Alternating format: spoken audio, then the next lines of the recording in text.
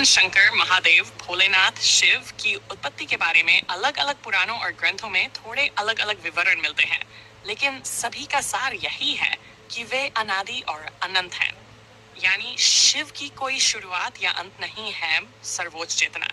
यहाँ मुख्य कथाएं दी जा रही हैं। शिव अनादि हैं।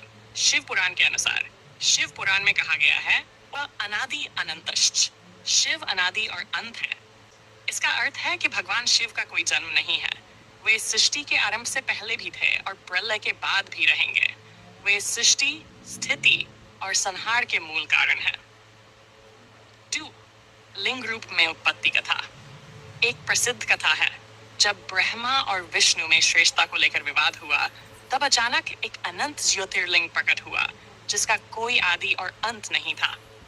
विष्णु ने वराह रूप धारण कर नीचे खोजा, ब्रह्मा हंस बनकर ऊपर खोजने लगे, लेकिन दोनों को उस ज्योति का अंत नहीं मिला।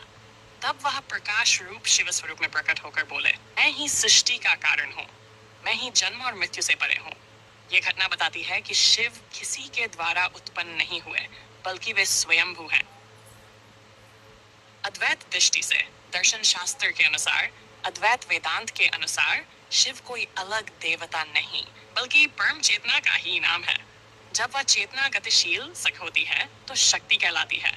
जब वही चेतना शांत और साक्षी रूप में होती है तो शिव कहलाती है।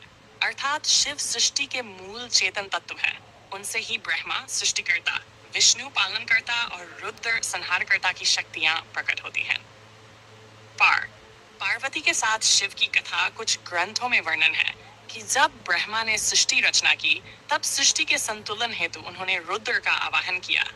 रुद्र शिव वैरव रूपों में प्रकट हुए ताकि वे सृष्टि के संहार और संतुलन का कार्य कर सकें। बाद में वे कैलाश पर तपस्या में लीन हुए और पार्वती जी से विवाह कर लिया। निष्कर्ष, भगवान शिव की कोई उत्पत्ति नहीं है। वे स्वयंभू, अजन्मा और अनादि हैं। उनके प्रकाश, ज्योतिर्लिंग से ही सृष्टि की रचना होती है और प्रलय के समय वे सबको अपने में समा लेते हैं।